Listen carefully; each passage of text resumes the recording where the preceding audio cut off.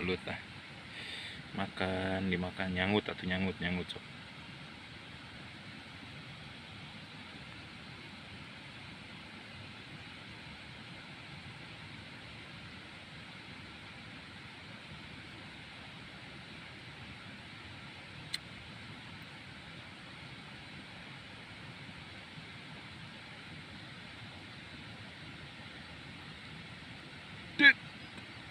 Nyanggut nate gerak lah genah.